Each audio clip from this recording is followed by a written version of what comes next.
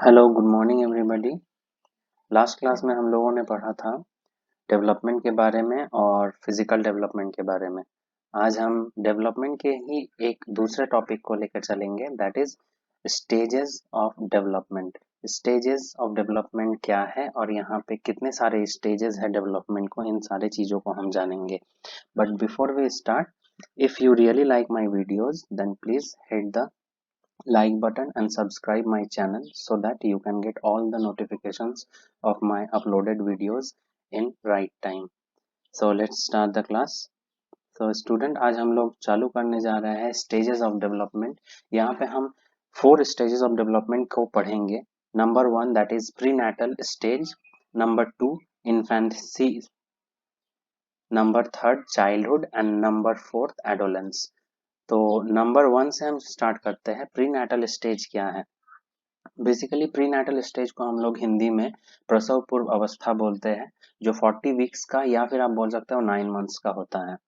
इस स्टेज में physical growth जो होता है वो बहुत फास्ट होता है। फिजिकल ग्रोथ जिसको हम फिजिकल डेवलपमेंट बोलते हैं उसके बारे में बात हो रहा है कि ये बहुत फास्ट होता है। अब कैसे? एग्जाम्पल के तौर पे आप देखो, प्रीनेटल स्टेज वो स्टेज जब बच्चा जन्म नहीं लिया है, वो अपने मदर के वूम में है यानी कि माँ के गर्भ में है, तब उस बच्चे का जो डेवलपमेंट हो रहा है फिजिकल, वो 40 वीक्स में या फिर 9 मंथ्स में एकदम एक छोटे से सेल से वो काफी बड़ा हो जाता है। तो आप समझ सकते हो फिजिकल डेवलपमेंट या फिजिकल ग्रोथ जो है वो इस स्टेज में बहुत फास्ट होता है। नेक्स्ट है इन्फेंसी, जो कि 0 to 2 ईयर्स का होता है। इस स्टेज को हम लोग टॉय एज या इमिटेटिव एज भी बोलते हैं। वाई टॉय एज हम इसे क्यों बोलते हैं? तो टॉय एज इसीलिए बोलते हैं क्योंकि बच्चे इस स्टेज में जनरली छोटे छोटे खिलौनों से खेलने का कोशिश करते हैं। सो छोटे छोटे खिलौनों से वो खेलने का कोशिश करते हैं, इसीलिए इसे हम टॉय एज बोलते हैं। और इमिटेटिव एज इसीलिए बोलते हैं क्योंकि इमिटेट करने का मतलब होता है अनुकरण करना, देखकर किसी को फॉलो करना। तो बच्चे अपने बड़ों को देखते हैं जो भी करते हुए वो उन चीज़ों को करने का कोशिश करते हैं, इसीलिए इस एज को इमिटेटिव एज भी कहा जाता है। इन्फेंसी को हम लोग हिंदी में शैशव अवस्था बोलते हैं।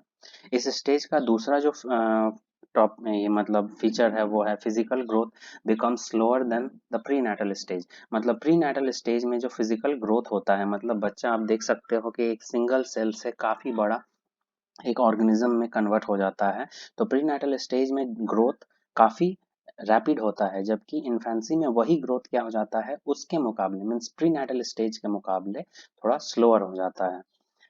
कॉग्निशन स्टार्ट हो जाता है, मतलब कॉग्निटिव डेवलपमेंट भी स्टार्ट हो जाता है। हाँ, मैंने यहाँ पे एक बात कॉग्निटिव डेवलपमेंट के बारे में कोई भी बात नहीं कहा, क्योंकि इस स्टेज में प्रीनेटल स्टेज में कॉग्निशन स्टार्ट होता है या नहीं इसके बारे में कोई आइडिया या इंफॉर्मेशन अभी तक नहीं है।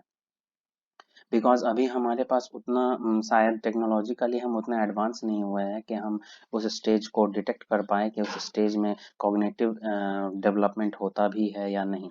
सोशलाइजेशन भी स्टार्ट कहाँ पर होता है? तो इन्फेंसी में ही होता है। बिकॉज सोशलाइज जब भी बच्चा जन्म ले रहा है तो वो अपने डायरेक्ट फैमिली के कांटेक्ट में आ रहा है, जिससे उसका सोशलाइजेशन स्टार्ट हो जा रहा है। वो कुछ कुछ धीरे धीरे चीज़ों को जानने लग रहा है। देन नेक्स्ट हम लोग देखते हैं चाइल्डहुड। चाइल्डहुड ये 2 से लेकर के 11 ईयर्स के बीच का एक पीरियड है, जिसको चाइल्डहुड को हमने early childhood and later childhood में डिवाइड किया है। अर्ली चाइल्डहुड को हम लोग पूर्व बाल्य अवस्था बोलते हैं और लेटर चाइल्डहुड को हम लोग हिंदी में उत्तर बाल्य अवस्था बोलते हैं। अर्ली चाइल्डहुड जो होता है वो 2 से 6 ईयर्स का पीरियड है। इस एज को हम लोग play age, pre gang age and preschool age बोलते हैं। बिकॉज प्ले एज इसीलिए बोलते हैं क्योंकि यहाँ पे बच्चे खेलना स्टार्ट कर देते हैं कुछ अच्छे तरीके से। प्री गैंग एज क्योंकि वो अभी तक अपने ग्रुप नहीं बनाते, मतलब कि अपने पीयर्स के साथ खेलना स्टार्ट नहीं करते या अपने पीयर का ग्रुप में नहीं रहते, इसीलिए इसको प्री गैंग एज मतलब गैंग से पहले का एज है। स्कूल, प्री स्कूल एज अब इसको इसीलिए बोल रहे हैं क्योंकि बच्चे बेसिकली वो स्कूल नहीं जाते जहाँ पे क्लास 1 से लेकर के या 1 एंड फर्दर 1 के जो क्लासेस होते हैं उन क्लासेस में वो नहीं जाते। बट हाँ, प्री स्कूल का मतलब कि वो केजी स्कूल जो होते हैं या किंडरगार्टन जो स्कूल होते हैं उन स्कूल में वो जाते हैं अपने स्टडी के लिए, जहाँ पे वहाँ की टीचर उनको प्लेइंग मेथड से उनको खिलाती है, गेम कराकर बहुत सारी चीज़ें उनको बताती है। इम्पॉर्टेंट फॉर लैंग्वेज डेवलपमेंट बोला गया है इस स्टेज को। एक सीटेट में क्वेश्चन भी आया था शायद 2019 में पेपर 1 में, जहाँ पे इस स्टेज के बारे में बोला, मतलब आपसे क्वेश्चन पूछा गया था कि कौन सा स्टेज लैंग्वेज डेवलपमेंट के लिए बहुत ही ज़्यादा इफेक्टिव है, या फिर लैंग्वेज डेवलपमेंट किस स्टेज से स्टार्ट होता है। तो ये जो स्टेज है अर्ली चाइल्डहुड, ये स्टेज लैंग्वेज डेवलपमेंट के लिए बहुत ही इम्पॉर्टेंट है।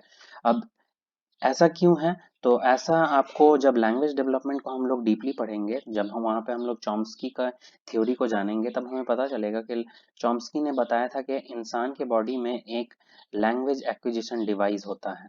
ये लैंग्वेज एक्विजिशन डिवाइस, जिसको कि हम लोग शॉर्ट फॉर्म में एलएडी बोलते हैं, ये अर्ली चाइल्डहुड में एक्टिवेट हो जाता है और लैंग्वेज को अपने इन्वायरमेंट से एक्वायर करने लगता है।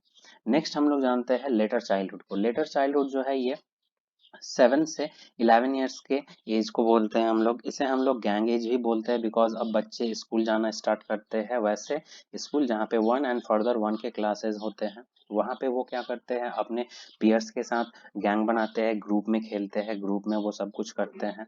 स्कूल एज भी इसीलिए बोल रहे हैं बिकॉज अब ये बच्चे केजी स्कूल से निकल करके अब वैसे स्कूल में जा रहे हैं जो कि आपका प्राइमरी स्कूल होता है, जहाँ पे 1 के क्लासेस हैं।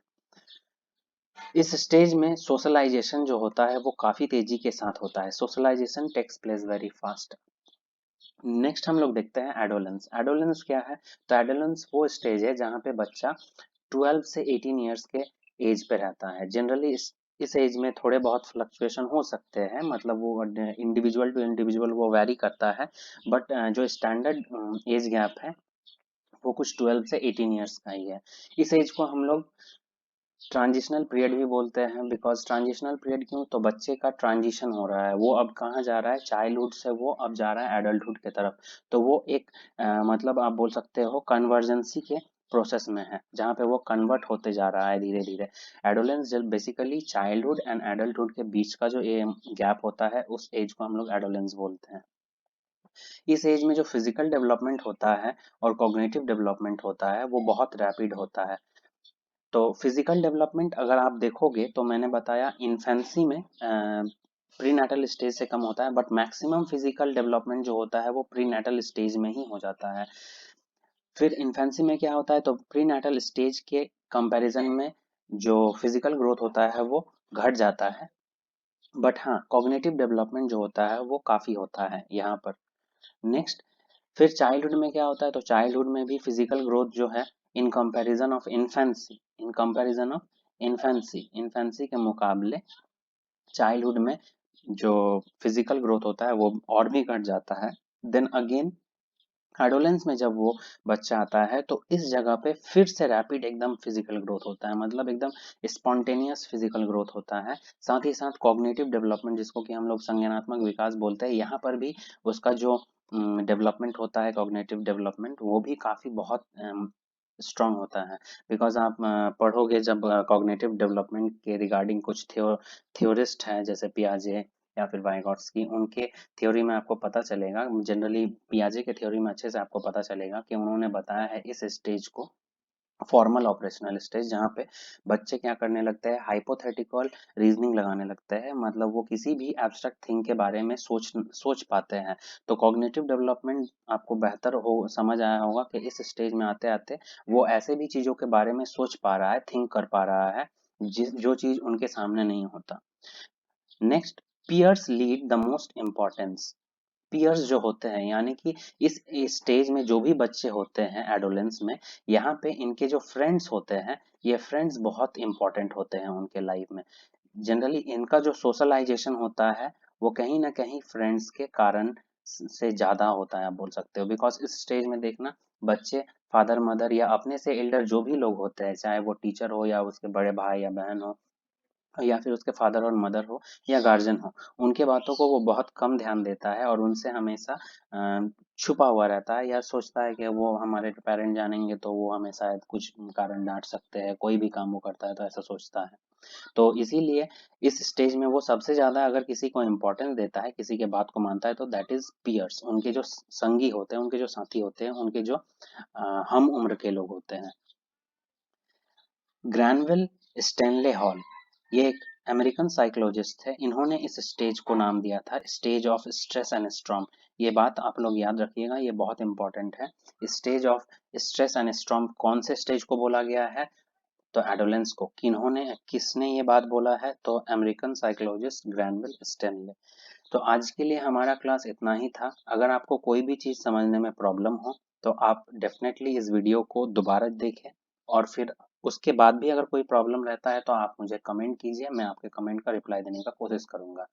अभी के लिए हम इतना ही रखते हैं, फिर हम नेक्स्ट क्लास में प्रिंसिपल ऑफ डेवलपमेंट्स को पढ़ेंगे, और कुछ हमें जानना है प्ले एज। जो हमने पढ़ा चाइल्डहुड में प्ले एज स्टार्ट हो जाता है, अब प्ले को भी हम लोग पढ़ेंगे कि डिफरेंट टाइप्स ऑफ प्ले क्या है। तो मिलरेड बोल के एक सोशलिस्ट थी, इन्होंने डिफरेंट टाइप्स ऑफ प्ले को मतलब क्लासिफाई किया है। इस प्ले को भी हम लोग नेक्स्ट वीडियो में समझने का कोशिश करेंगे और प्रिंसिपल ऑफ डेवलपमेंट को पढ़ेंगे।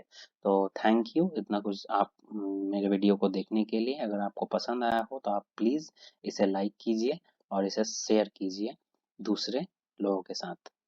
Thank you so much.